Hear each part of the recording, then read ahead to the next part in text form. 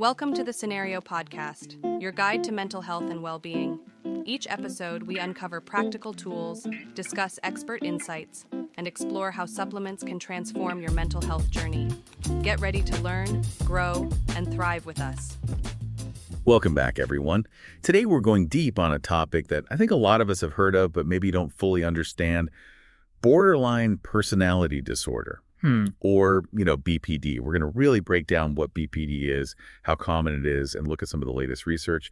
And I got to say, going through this really detailed report on BPD, some of the stats were pretty surprising. Oh, yeah. It's definitely a topic that can throw some curveballs. For instance, BPD might be a lot more prevalent than people think. Like, we're talking 1.6% of the general population, at least. 1.6%. That's a pretty significant chunk of people, right? But you're saying it could be even higher. Yeah, that's just a conservative estimate. Some studies suggest it could be as high as 5.9%. We'll get into why those numbers vary so much a bit later, but first, I think it's important to define what we're actually talking about. When you hear the term borderline personality disorder, what comes to mind? To be honest, I think of like mood swings. Someone who's really up one minute and then totally down the next. But I have a feeling it's a lot more complicated than that. You're right, it is. It goes way beyond just mood swings. BPD is a serious mental health condition that affects a person's emotions, behaviors, relationships, pretty much their whole way of being in the world. Okay, so it's not just like having a bad day or two. So then what are the hallmarks? What really defines BPD? At its core, you're looking at this cluster of intense experiences. You see things like profound emotional instability, a real deep-seated fear of abandonment, unstable relationships, a distorted self-image, impulsive behaviors, often self-destructive, a chronic sense of emptiness, anger issues, and in some cases even paranoia and dissociation. That's a lot to unpack. It's not just being a little moody. Can you maybe give us an example? Like, what would this look like in everyday life? Sure. So imagine someone with BPD, a simple thing like a friend canceling plans. That could trigger a wave of sadness or anger or even despair, and those feelings might last for days. It's like their emotions are amplified and they have a harder time regulating them. That sounds so difficult to deal with, both for the person experiencing it and for the people around them. What about this fear of abandonment you mentioned? What does that actually look like? That's a big one with BPD. Imagine feeling panicked or just devastated at the slightest hint of rejection, even if it's unintentional. This fear can fuel clingy behaviors, intense emotional outbursts, and a constant need for reassurance in relationships. It's almost like a constant state of anxiety about being left behind. That sounds exhausting. And you also mentioned unstable relationships. How does that typically play out? It can be a real roller coaster ride. People with BPD might go from idealizing a person to devaluing them, and this obviously leads to a lot of conflict and breakups. It's not that they're trying to be difficult, it's more a reflection of their own struggles with identity and managing their emotions. It's like their relationships become a reflection of the turmoil going on inside. Exactly. And this instability also extends to their sense of self. They might feel unsure about their values, their goals, even their own identity, and this can lead to a lot of shifts in careers, friendships, even lifestyle choices. So there's this constant feeling of being in flux, like never really feeling grounded or secure. You also mentioned impulsivity. Can you unpack that a bit more? What does that look like in someone with BPD? Think of it as acting without thinking of the consequences. This could mean things like reckless spending, binge eating, substance abuse, risky sexual behavior, even self-harm.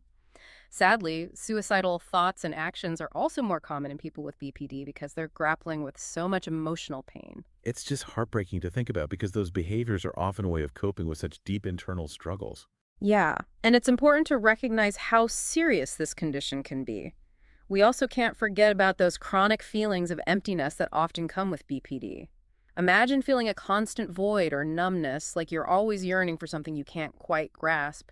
It's an ongoing struggle to fill that void, and that can lead to a lot of unhealthy coping mechanisms. Wow, we're really starting to see how complex and challenging it is to live with BPD.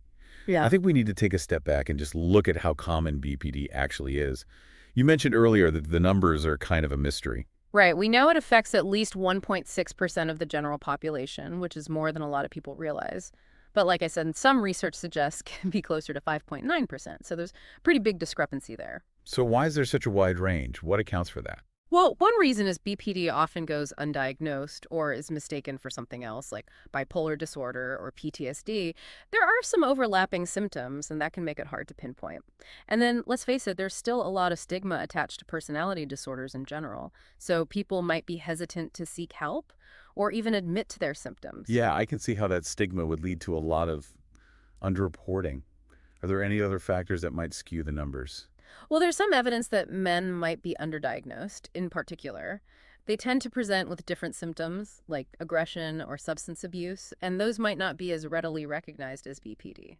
That's interesting. I can see how that would lead to a lot of misdiagnoses. Yep. Why is it so important to get an accurate picture of BPD prevalence? Like, why does it matter? It matters a lot, actually. Having accurate data is huge. It affects everything from research funding to treatment availability to public awareness and reducing that stigma we've been talking about.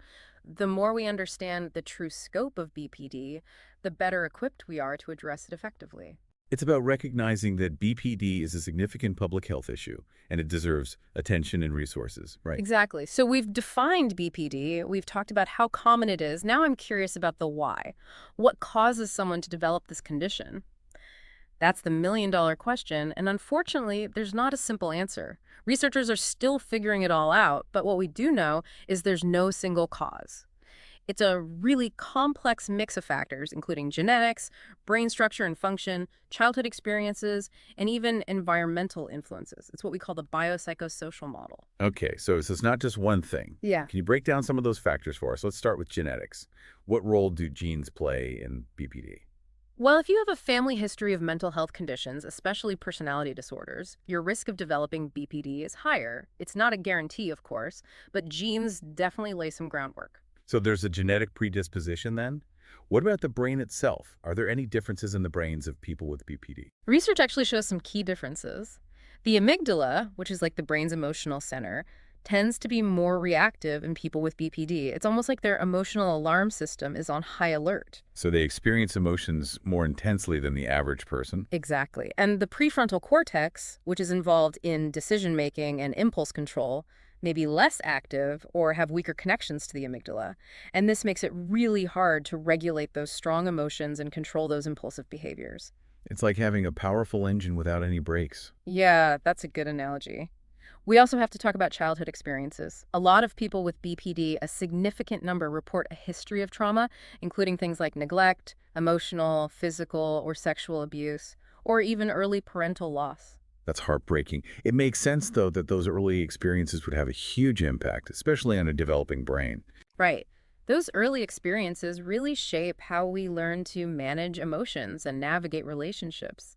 And beyond trauma, just the environment, unstable family dynamics, emotional invalidation, chronic stress, all of these can contribute to the development of BPD. It really is this complex interplay of nature and nurture. It's like a perfect storm of vulnerability.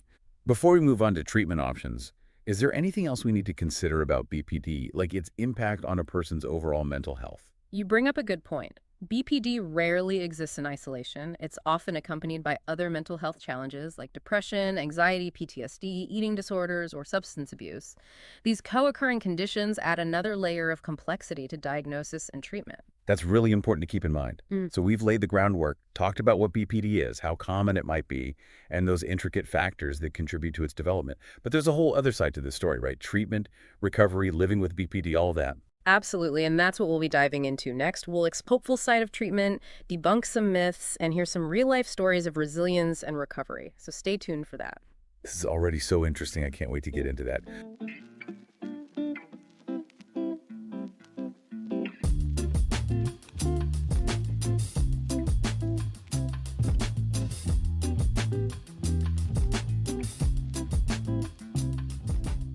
So we've really gone deep on what BPD is, how common it is, and all the factors that contribute to it.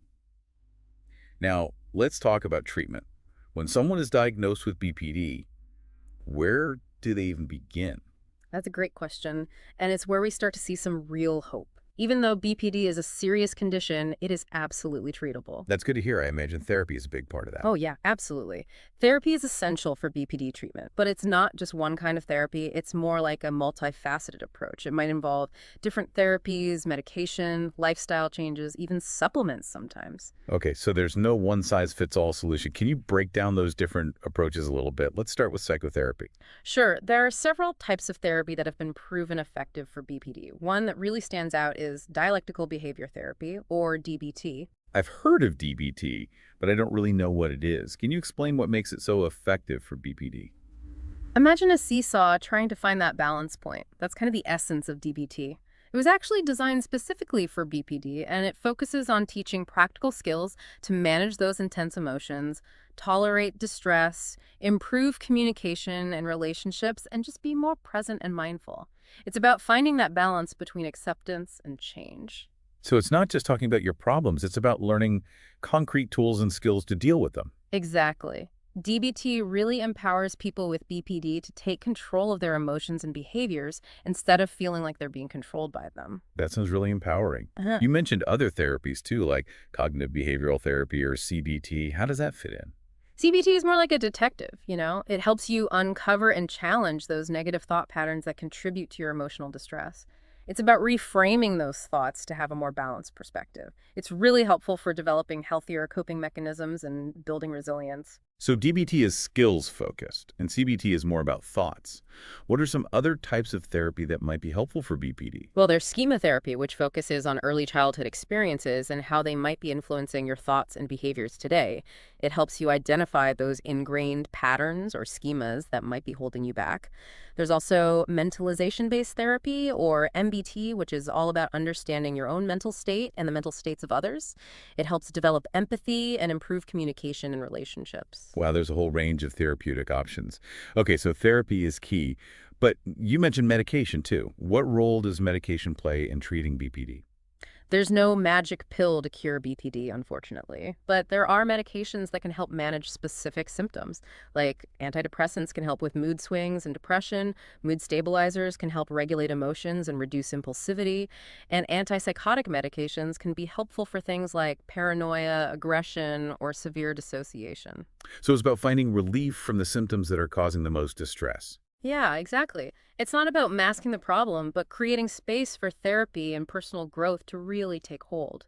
And it's important to remember that medication is usually used in conjunction with therapy, not as a standalone treatment. It's a team effort. Medication provides support while therapy addresses those underlying issues.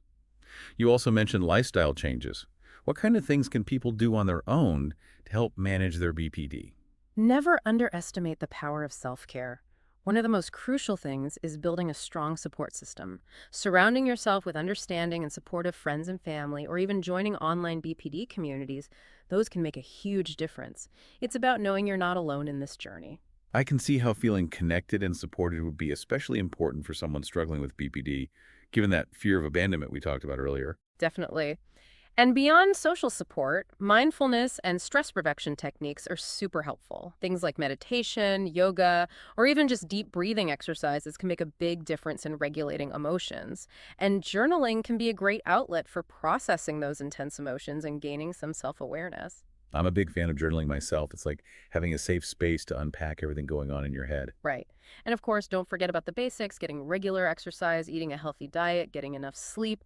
Those are important for everyone, but they can have an especially positive impact on mood and emotional stability for people with BPD. So it's about taking a holistic approach to well-being. Now, we need to talk about supplements. Can supplements really help with BPD? First, I have to emphasize that supplements should never replace therapy or medication. They're not a cure-all. But some people find that certain supplements provide additional support for their mood and brain health. For example, omega-3 fatty acids, which you can find in fish oil, have been shown to reduce inflammation and support brain function, and that can be helpful for managing mood swings. That's interesting. Are there any other supplements people with BPD might want to look into? Magnesium can also be beneficial. It plays a big role in relaxation and stress reduction, and it can help with mood regulation too. But it's always a good idea to talk to your doctor before starting any new supplements, especially if you're already taking medication, just to make sure it's safe and right for you. That's good advice. So we've got therapy, medication, lifestyle changes, and supplements. It's like a multi-pronged approach to managing BPD. Yeah. But what about the stigma surrounding this condition? It feels like there are so many misconceptions out there. You're absolutely right. The stigma around BPD is a huge barrier to understanding and treatment. One of the most harmful myths is that people with BPD are manipulative, but that's just not true. Their behaviors, even the ones that are challenging, usually stem from intense fear, insecurity, and a desperate need for connection. It's not about intentionally trying to control others. I can imagine that myth would be really hurtful and isolating for someone who's already struggling with BPD. It is. Another common misconception is that BPD is untreatable. But that couldn't be further from the truth. With the right support, therapy, and self-care strategies, people with BPD can absolutely lead fulfilling and meaningful lives.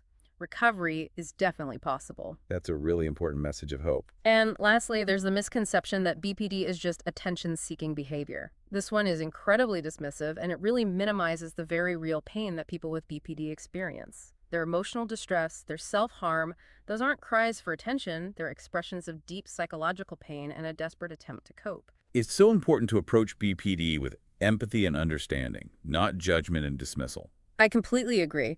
These misconceptions just perpetuate the stigma and prevent people from getting the help they need. So I think it's time we shift our focus to what it's actually like to live with BPD day in and day out. Yeah, I'd love to hear more about the everyday realities of BPD. What are some of the biggest challenges people face on a daily basis? Well, imagine feeling a constant sense of emptiness, like there's this void inside you that's just impossible to fill. This often leads to feelings of loneliness and a real desperate search for validation from others. That sounds so difficult. It is. And as we talked about earlier, maintaining stable relationships, whether they're romantic or platonic, can be extremely challenging. That fear of abandonment, those intense emotions, the swings between idealization and devaluation, it creates a lot of conflict and turmoil. So we're talking about some of the challenges of living with BPD on a daily basis. It's tough stuff. But, even with all of that, there's something remarkable about people with BPD. I mean, their strength and resilience are pretty amazing. It's easy to focus on the struggles, right? Yeah. But I think it's so important to acknowledge those strengths too.